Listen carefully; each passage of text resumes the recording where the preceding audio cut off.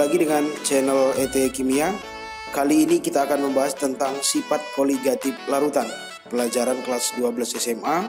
Yang kita bahas nanti yang pertama adalah teori singkat, kemudian yang kedua rumus-rumus yang digunakan, disertai dengan contoh soal, dan juga nanti ada soal latihan mandiri. Ditonton terus videonya sampai tuntas. Jangan lupa dukung terus channel ET Kimia dengan like, share, komen, dan subscribe. Selamat belajar.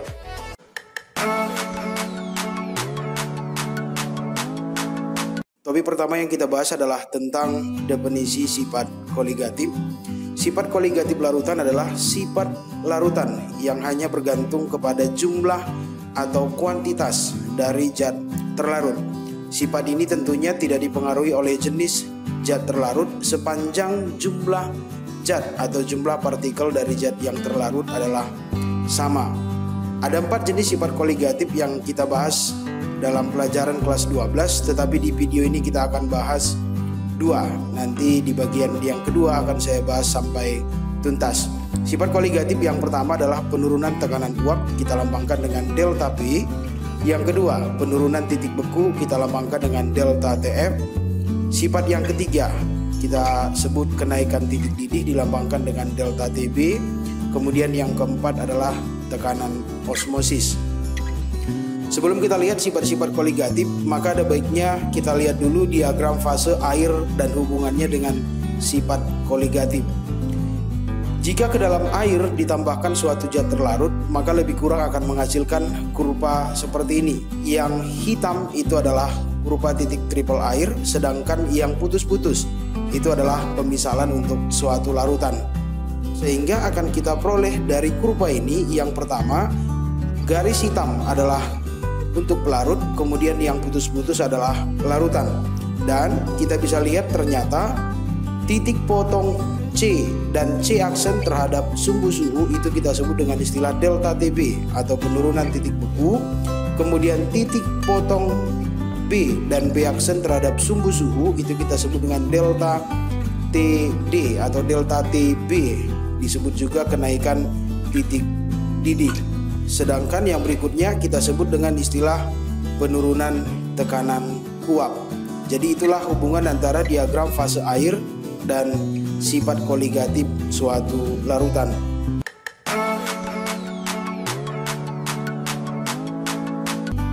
Sifat koligatif yang pertama, penurunan tekanan uap. Tekanan uap suatu zat adalah tekanan yang ditimbulkan oleh uap jenuh zat tersebut.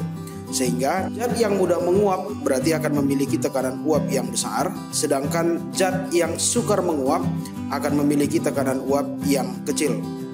Jika zat terlarut dimasukkan ke dalam suatu pelarut, akan terjadi penurunan tekanan uap jenuh dari larutan itu. Artinya tekanan uap jenuhnya akan menjadi semakin kecil.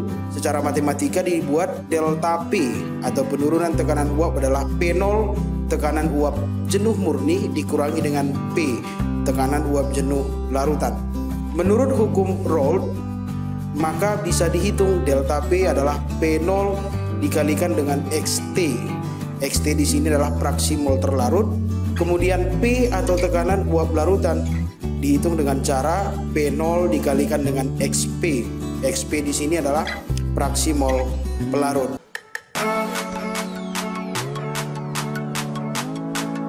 Kita lihat contoh soal nomor 1. Sebanyak 18 gram glukosa yang memiliki MR 180 dilarutkan dalam 90 gram air.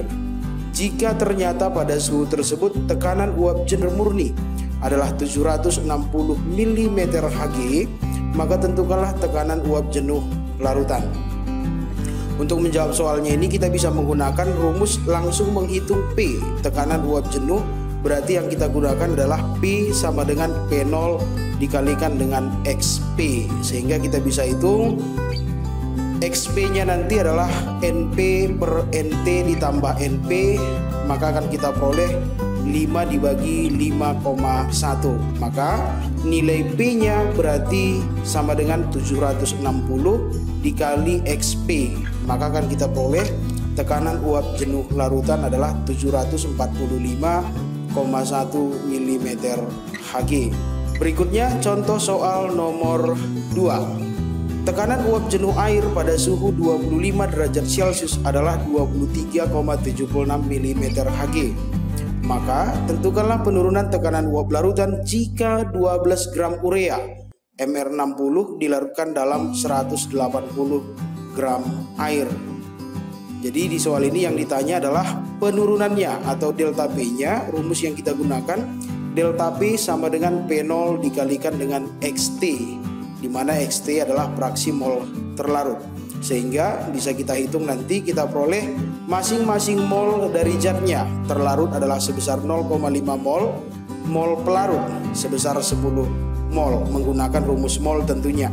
Nah, kita masukkan ke rumus delta P-nya tadi, maka akan kita peroleh delta P untuk larutannya adalah 1,13 mm Hg.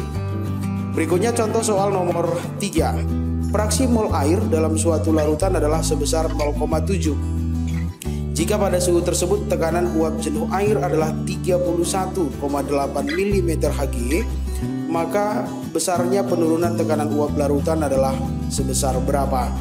Untuk menjawabnya, kita langsung menghitung delta P. Rumus yang kita gunakan adalah delta P sama dengan P0 dikalikan dengan XT. Dari data soal kita peroleh bahwa XP katanya adalah 0,7, maka bisa kita gunakan rumus untuk mencari XT adalah 1 dikurang XP, maka akan kita peroleh XT sebesar 0,3. Sehingga bisa kita masukkan ke rumus delta P sama dengan P0 kali XT, dan akan kita peroleh penurunan tekanan uap larutan sebesar 9,54 mm Hg.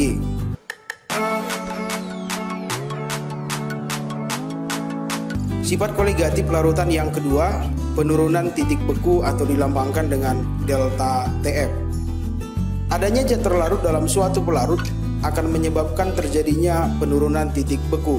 Jadi jika kita ukur pada kondisi normal, air memiliki titik beku 0 derajat Celcius.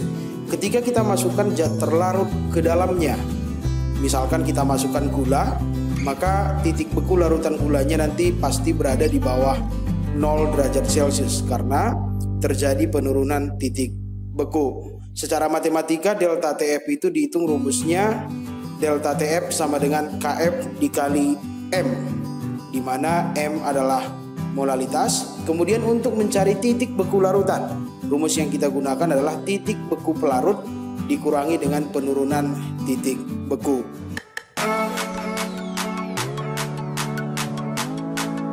Kita lihat contoh soal yang pertama. Tentukan penurunan titik beku yang terjadi jika 18 gram glukosa MR180 dilarutkan dalam 500 ml air. Massa jenis 1 gram per cm kubik, itu artinya masanya akan sama dengan volumenya. 500 ml air di sini itu akan sama dengan 500 gram. Untuk menjawab soalnya, kita menggunakan rumus delta TF sama dengan KF dikali M. M adalah molalitas. Lalu nanti rumus kedua, mencari titik beku larutan TF pelarut dikurang delta TF. Nah, di soal kita ini yang dihitung adalah penurunan titik bekunya atau delta TF. Sehingga kita bisa masukkan ke rumus, molalitasnya kita peroleh sebesar 0,2 dan akan kita peroleh delta TF-nya adalah sebesar 0,372 derajat Celcius. Ketika dihitung misalkan titik beku larutan, berarti tinggal kita buat 0 dikurang 0,372, maka titik beku larutannya akan menjadi minus 0,372 derajat Celcius. Contoh soal yang kedua, sebanyak 12,4 gram zat non-elektrolit dilarutkan dalam 250 gram air. Larutan yang terbentuk ternyata mengalami penurunan titik beku sebesar 1,488 derajat Celcius. Maka tentukanlah MR zat non-elektrolit yang dilarutkan tersebut.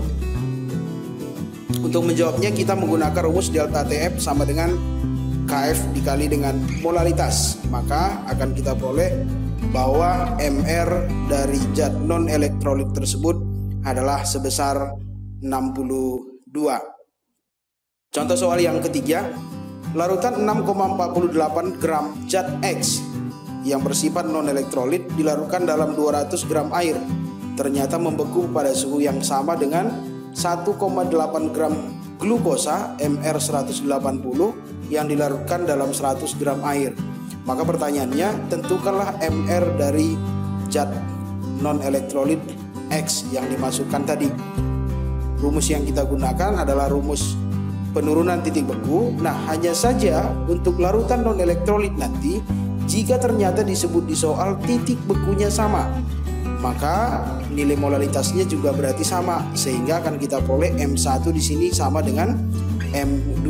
Maka bisa kita langsung masukkan nilainya, akan kita peroleh massa molekul dari zat terlarut X adalah sebesar 342.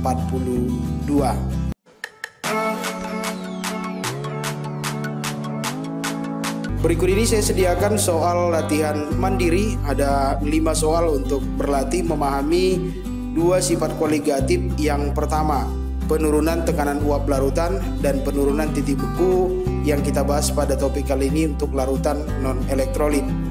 Silakan dibahas soalnya untuk meningkatkan pemahamannya tentang materi ini.